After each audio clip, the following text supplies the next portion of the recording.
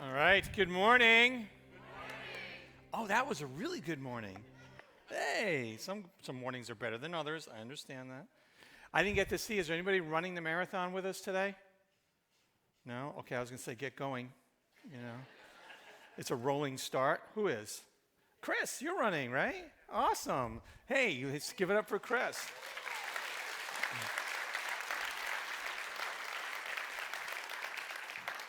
Thanks for pointing that out. I can't always see past the first 10 feet. I'd like to say it's because of the lights.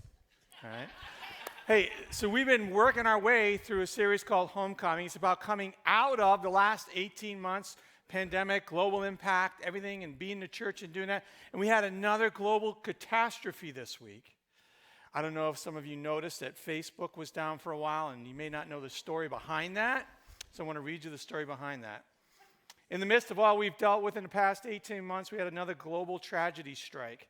This week, Facebook unexpectedly shut down for 6 hours. No one across the globe had access to Facebook, Instagram, or WhatsApp. People characterized as millennials and Gen Z, basically those who refer to Apple as a device and not a fruit, clutched their throats, grasping as if oxygen has suddenly been sucked from the room.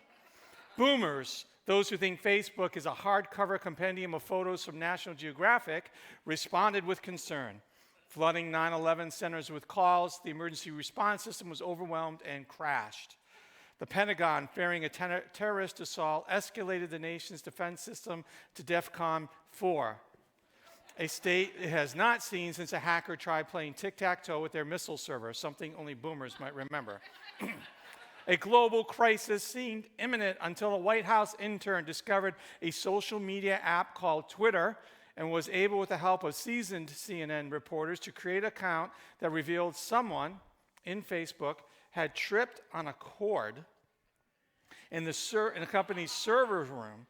They could not see it over the tower of pumpkin spice lattes they were carrying, thus reinforcing that famous maxim, coffee should taste like coffee and pumpkin belongs in a pie.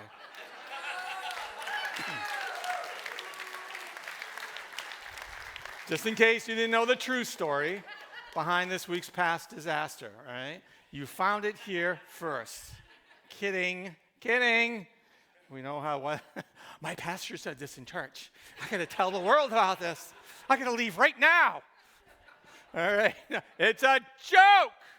All right. We are kind of coming out of a strenuous season, though, right? Reuniting back together again throughout this whole pandemic. We started Homecoming by sharing with you some goals that we felt as a team were really important. I hit the... Sorry. Thank you, EJ. Thank you for that love. 3 objectives that I shared earlier in this series for our church moving forward, coming out of the pandemic. Develop passionate followers of Christ who love radically and live generously. Mobilize people to generously meet the needs in their community. And then to reimagine, reconnect, and rebuild a church community where people feel known and loved. That's you. We want you to know that you are known and you are loved. And we want you to help other people feel known and loved. Not just by the church, but by Jesus Christ and by God the Father. This has been our passion, our desire. And we're walking through this gospel called Matthew. A gospel is a story of Jesus, and it's written down by one of the people who knew Jesus personally, like Matthew, or like John, or written down by people who interviewed those who knew Jesus personally, like Mark and like Luke. And in this journey of rediscovering Jesus, we've been kind of finding our own faith renewed in the midst of that. Well, this morning, what I'm going to do is I'm going to look at a passage where Jesus has this, and this is kind of a foundation of faith. We're going to unpack this story together, and we're going to talk about blind people who could see God, what God was doing, people with sight who are blind to what God was doing, and we're going to talk about a prayer request that Jesus asked us to lift up. And when Jesus asks you to pray for something, I think you should pay attention to it. But to get into that, let's pray. God, I really thank you for this morning. I thank you that we could laugh with joy. We could come together in community. We can experience the presence of your Spirit here in the midst of us in our worship. What good worship, Lord, this morning. Not just from the platform, but also from the seats. A combined moment of worship with our love for you. because your love really is a firm foundation to our lives.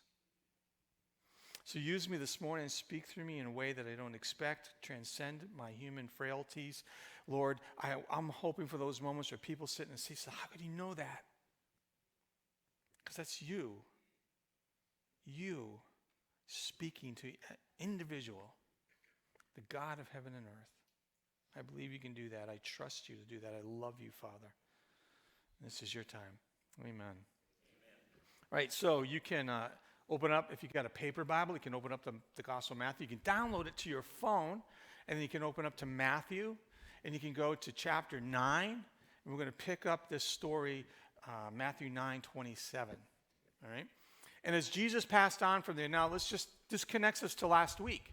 Last week, right, Jesus had been out there, and he had healed a woman who had had this disease for 12 years. He even touched the life of a little girl, a 12-year-old girl, and he raised her back to life. It was a phenomenal moment. It just impacted the community. It was the daughter of a major community leader, a religious leader in the local synagogue, the faith community for the people of that area. And so Jesus is passing on from there, and two blind men followed him, crying out, "Have mercy on us, Son of David." Who's the Son of David? This is one of the first times we see this title coming up in the gospel. And Son of David was a person who's going to bring a solution to all the problems that they were facing. Whether it was politics, war, disease, taxes, they were looking for a political leader. They had been promised to them that at some point, someone coming out of a dynasty of Israel, the greatest dynasty, King David, one of his sons, was going to rise up and be a significant leader for the people, and they were looking for someone who's going to make their world a better place, who's going to drive out all the enemies, restore their nation to greatness. And beyond that, he would have the ability to heal people. And so these blind men could see something about Jesus that made them think, this is a fulfillment of a promise that's been baked for like 1,000 years. Maybe this is the guy. But they were looking for a political leader, like a lot of us do. When our world is in a bad place, what do? We complain about our politicians, or we campaign for a politician, and we tell people to vote because we think that politicians can make the world a better place. Okay, maybe they do. Sometimes they do, right? But this is the thing. Jesus was aiming for something much higher than that. Jesus is not committed to a particular nation or political system. His view was bigger than all of this. And so what happens, though, is Jesus enters a house, and the blind men came to him, and Jesus said to them, "Do you believe that I'm able to do this?" Right? It's pretty remarkable. And they said to him, "Yes, Lord." And then he touched their eyes, saying, "According to your faith, be it done to you." And their eyes are opened, and Jesus sternly warned them, see that no one knows about it, but they went away and spread his fame throughout the whole district. I want to take a look at a couple of specific words. Because in the Bible, words are really important. And some of them are real packed with meaning. And we kind of infuse our understanding into these words, or we misinterpret the words. And there's two words in here that are significant. One is faith. We think of faith as an agreement with a list of ideas. I got this list of things that describe what it means to be a Christian. I agree with those. Therefore, I have faith. But that's not what it was at that time. Because honestly, there were no baked ideas about Jesus as he was walking around. It was clear from this. These guys didn't truly see Jesus clearly because they call him Son of David, packed with their cultural meaning. But it was more than that. Jesus was much more than that. Faith is trust. Every time in the New Testament, when you read the word faith, you can substitute it for the word trust. And it will change your perspective. And Jesus is saying, and he said to them, "Do you think that I am able to do this?" And when they say yes, Jesus is like, "You trust me? You trust me to do this?" And then he responds, "According to your faith." Now, this is another important word, this little word, according. Right? He's basically saying, because you trust me, I'll do this for you. You see what Christianity is? Christianity is a trust in a person. I trust Jesus to do something remarkable. Now, it's not a bad pun, I'm sorry, but it's not blind faith that they have. They are blind, but their faith is greater than that because their faith is built on evidence. It's built on evidence. You see, they had just been in a community where Jesus had healed a woman for 12 years of bleeding and had raised a young girl from the dead. So they were motivated on sufficient evidence to take a risk and reach out to Jesus. And that's faith. Trusting Christ based on sufficient evidence to take a risk. And so they did that. Trusting Christ based on sufficient evidence to take a risk that Jesus can help you. And what's amazing is that they're blind. And what I've discovered after all these years of living in ministry is suffering is actually a gift. Because suffering will push us to ask questions, that maybe turn to Christ, to maybe take a risk, to do something we normally wouldn't do. It causes us to look at the evidence a little bit differently. Because when life is fine, you don't have to do those things. But suffering can push us forward to ask the right questions, to make a step of faith, to take a risk, to turn to Jesus, to come to a church and walk in, afraid of what others may think of you, but a willingness to take it. And Matthew's been trying to teach us this, because these men are meant to teach us that you don't have to have a lot of understanding, because these guys truly didn't see Jesus clearly. And you don't have to have a ton of evidence. You just need to have enough evidence to take a risk on Jesus, trusting in a person. Because Matthew, since we stopped talking about the Sermon on the Mount way back in the wintertime, has been just giving us one story after another of people, the last people you might expect to do this, to take a step, to take the risk, to trust Jesus. And oftentimes it's driven out of suffering. It was a leper. The very first person coming out of the Sermon on the Mount, a man struggling with skin disease who comes to Jesus and says, Lord, if you're willing, you can heal me. And Jesus did. It was a humble military officer who wasn't Jewish, who just came to Jesus. He says to him, you don't have to even come to my house to do what I'm asking you to do. You have the authority to do it from a distance. And Jesus is just boggled because I've found anyone in Israel like this. And then it was disciples in a storm. Jesus, don't you care if we die? And Jesus calls them little faith and still acts. It's people who carried a man on a mat, a paralyzed man, who just thought, you could do something about this. And Jesus does. It's the woman with a bleeding issue after 12 years. And in the constant theme throughout all of these is desperation and suffering. Outcast people who have no other options choose to take a risk and experience something phenomenal from Jesus. It was a synagogue leader who put his reputation on the line and said, my daughter's dying, will you help? Sometimes suffering becomes the initiative to faith. And then we see God do the remarkable. And this is why we show you testimonies. How often do you hear through a testimony the story of someone who's like, man, I was not in a good place and Jesus showed up.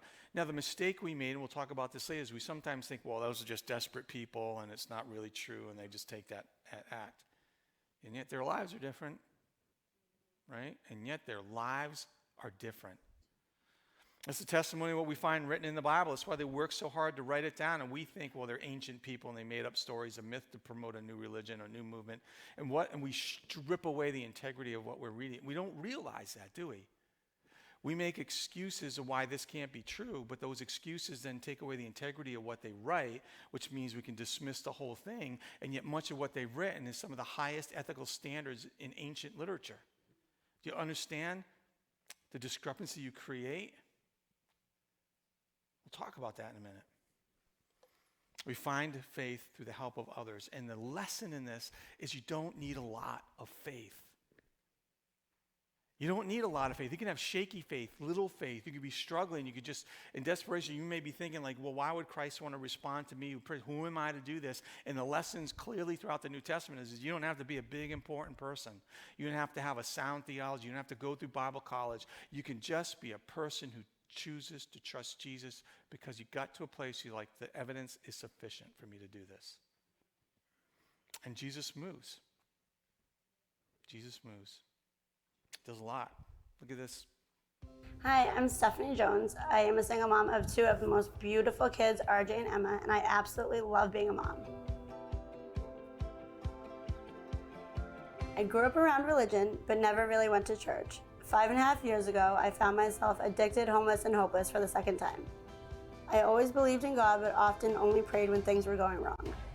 After my son's father passed away this last year, I opened the Bible for the first time in my life and started praying all the time, thanking God for the blessings that He's given me and the things I do have in my life. Over this past year, I have strengthened my relationship with God. I have never had such peace, calmness, and serenity in mine and my kids' lives. I continue to strengthen my relationship with God daily, and I can say with so much faith that Jesus Christ is my Savior.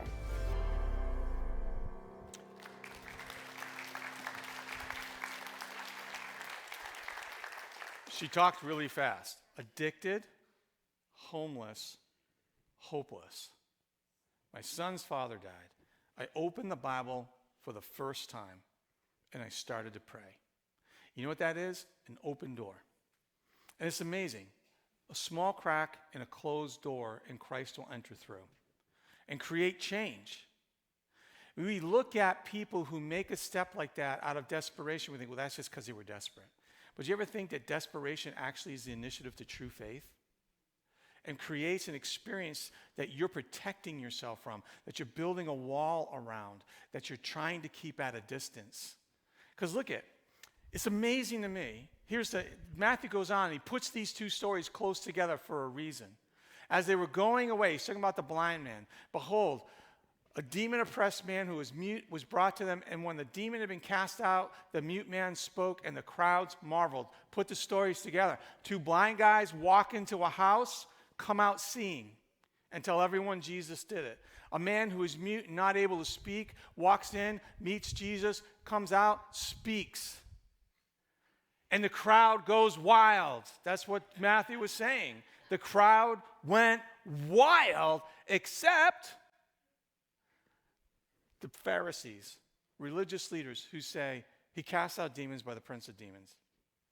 Isn't it amazing that you can look at the same evidence, two groups of people, and have two vastly different responses? The crowd is thunderstruck, and never has anything like this been seen in Israel. And the religious leaders say, it's because he's aligned with the devil. Exact same evidence, two different outcomes. Why the difference? Here's what I think. And I know I'm speculating a little bit, but I've read the Bible a lot and studied it often. You go back to the Son of David title, a distinctly Jewish title. I think Matthew is hinting that the Pharisees couldn't see what these blind people saw, and they should have been able to because they were the Bible scholars. But Jesus didn't fit their expectations. He didn't act the way that they thought the Son of David was supposed to act. And we were reading these stories. That's why Matthew put it in. This is a climax moment for Matthew. It's like, look at, you know why they got mad? You know why they couldn't see Jesus as the Son of God? Because he picked grain on the Sabbath. And they said you shouldn't work on that day of rest. It's because he healed somebody. And they got mad. Like they were saying, that guy should have come back on Monday. Matthew's like, honestly, that's where your faith has brought you to? Or because they complain, it's like, man, you don't fast the spiritual discipline like all the other religious leaders do. And so how could we think that you're the Son of God? He associated with people they disapproved of. Jesus hung around with outcasts and people with diseases and, people, tax collectors and all this. And it's like, well, somebody truly religious just wouldn't do that. In a way, they were right. The religious people of that day didn't do those things. Jesus did. And Jesus made some remarkable claims they couldn't accept. Jesus forgave people of their sins. They're like, you can't do that. Only God can do that. You're right. And Jesus talked about an intimate relationship with God. And they're like, hey, you can't do that. But Jesus did. The Pharisees remind us that we can interpret the evidence according to our bias and come up with a different conclusion. And that's the challenge. Are we willing to strip away our bias and look at Jesus through different eyes? Because that takes humility. You know what I think the Pharisees wrestled with? I think they wrestled with some pride. Because I think they were the experts. They were the Bible experts. They're the ones who were the leaders. They worked hard to get to this point in their lives and to have this type of influence in the community. And this upstart comes out of nowhere saying things that no one's supposed to say and doing things that no one's supposed to do. This guy can't be of God. He must be of the devil. Their pride couldn't allow them to get to the humility of thinking, maybe I'm wrong. It's amazing, right? Pride is an ancient evil that becomes a barrier to the evidence. And I think maybe they were a little fearful and insecure. They had carefully curated lives. I mean, when you begin to study what it meant to be a Pharisee, carefully curated lives. They found comfort in their traditions and their rituals, the food that they ate, the clothes that they wore, the people with whom they would associate, their spiritual practices. Talk about a rigid, structured life that gave them comfort and security. And Jesus challenged that.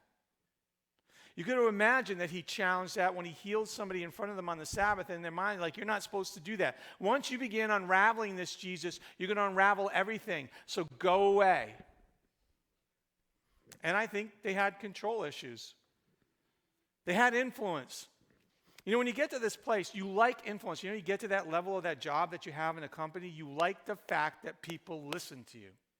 Or maybe it's a community organization, a nonprofit, and you're in, and you like the fact that you have this type of influence and control. Maybe it's being a parent, and you like the way that you've been able to control your kids and their lives and keep them on a direction that you think is best. It's just the Pharisees just felt, we know what's best.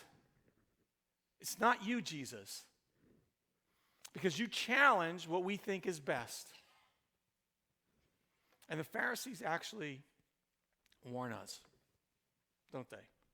Whether you're seeking Jesus, you're not sure what you believe, and you've taken the risk, and you've come here, and that's awesome, or you've been following Jesus for a long time, I've seen people who are not Christian fall into these traps, and I've seen people who are Christians kind of like veer off the track and fall into this. Pride is pride. If you're seeking Jesus, one of the hardest things about taking a step of faith is wrestling through with the idea that I may be wrong, that I may have to face my friends, my family, those people. I was outspoken, I was against it, and now I got to tell them they're wrong. I would rather be wrong than to admit I'm wrong. And I've seen that with people they've followed Jesus for a long time, and then Jesus hits this thing in their life. This habit, this hang-up, this behavior from their past that's just ingrained into their life, a way of seeing the world, and they're like, no, I don't feel comfortable giving that up. Jesus is pressing into my life. And maybe, it's this sense of pride because Jesus is saying, look, you know who you are at home, and you know who you are at church, and now what are you going to do about that? And you're like, well, you know what? I'd rather be wrong than to admit I'm wrong. So we walk away. Or we're afraid. Because we build structures into our lives. Religion is about ritual. It's about the church I grew up with and the way that they practice their faith. It was about the way we've always done it. You know what the phrase of a dying church is on their gravestone? This is the way we've always done it. Life changes. And suddenly we can't stand the changes that are emerging into our church because we come to church for security, right? We slowly begin to migrate our safety and our security from God to human structures like church. And when the music changes, when the Bibles disappear from the seats, when the physical building looks different, we walk in, pastors see it all the time. Something happens, and you know what? I can't deal with this. Too much change. And now I feel insecure. So I'm going to move on. Or control. And I get it. If you're seeking and you're wondering, something is initiated, the big questions in your life, now the question is, will you give up control? Because if there really is God, guess what? You're not it. Right? This is the thing we wrestle with. If there is a God, it's not you. And are you willing to give that up? Are you willing to say, I have found God and he is not me? Whew! And now what am I going to do with that? Am I going to let this God tell me what to do with my life, my money, my time, my relationships, my goals, my ambitions? Or am I going to stop and let God be God? And I have seen that happen on the journey of Christians. It breaks my heart. They're following, it's coming alive, and then all of a sudden Jesus hits their checkbook, right? Or their debit card. Or all of a sudden Jesus wants more time on the calendar. Or all of a sudden Jesus wants them to deal with a relationship. Or all of a sudden Jesus is changing something in their lives that they thought was always right. Maybe it wasn't completely accurate. And now you're challenged. Who is going to be in charge of your life? And now you're faced a question. Am I blind? Am I blind to who Jesus really is and what he really wants? Am I going to stay that way? Or will I reach out and will I say, I'm willing, I've got enough evidence. Honestly, can I say something? And I'm not trying to offend anyone, but I've had conversations with people for years, and there's just not enough evidence. You know what I think? You don't want the evidence. You, somewhere in your life, you have made the decision, no matter how much evidence you give me, it will never be enough. And it's not blind faith to take the risk. It's based off the evidence. But it is a desire to be humble, not prideful, to trust Christ, not to be afraid, and to give up control. That's faith. And the remarkable thing is there are blind people who see that better than people with eyes. So what will you do today? When you walk from this place, will you walk with faith, or will you stay blind? That's just how we see it through the life of Jesus. So God, I'm laying out this moment because I know there are people in this room, God, this has been a tug and a pull for a message on them, a pressure on their soul that they're struggling with. What I'm asking is that you, by the power of your Spirit, would just work gently in their lives to maybe give up that control, to maybe be humble, Lord, to not be afraid, but to trust you and to discover a new life with Jesus Christ that leads them to God, that fills their life differently and sets their life on a new course with a new meaning and a new purpose and a new power that they didn't imagine was possible. They could find a freedom in Jesus and a life that comes through Christ that they didn't realize was out there, but they discovered it today, and it changed their life for eternity. God, will you do that, I pray, in your Son's name? Amen.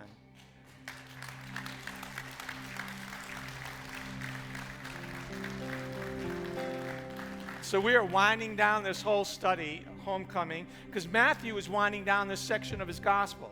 He's hitting a turning point in his gospel. He's hitting a turning point, and what he's going to say to us is, it's not enough to just trust Jesus, you've got to get engaged. Because he writes this, Jesus went through all the cities and villages, teaching in their synagogues, proclaiming the gospel of the kingdom, healing every disease and every affliction. And you know what? Jesus looked around the crowds and he had compassion because they were harassed and helpless. What a description for 2021. A world that is harassed and helpless. When you drive home, how many homes feel harassed and helpless? And so Jesus said, they're like sheep without a shepherd. And he said to his disciples, the harvest is plentiful, but the laborers are few. Jesus is saying, man, there's a lot of work and not many people to do it. So pray earnestly to the Lord of the harvest to send out laborers into his harvest. Here's the thing. It is time to get engaged. Whether you're watching at home or whether you're sitting here in the church, it is time to get engaged. Whether it's the giving and God has been pressing on you and it's like this church has a deficit budget because it took a step of faith to seek out a pastor to help us become better at outreach, give. Or whether it's prayer and God is saying you need to put aside the time of your day to begin praying with faith for the people around you, trusting me to do something and that will empower this church, or it's serving, where he's like, it's time to invest your time into doing something significant in and through the church, to give, to pray, to serve, to make a difference, to put your faith into action and to get engaged. And this transition in Matthew's gospel, he's going to be pressing in on us now, where Matthew's like, I follow Jesus, and Jesus said, good, put your shoes on. And let's get into motion, people. Join a faith group, find a place to serve, engage weekly in worship. It's time to put your faith in action.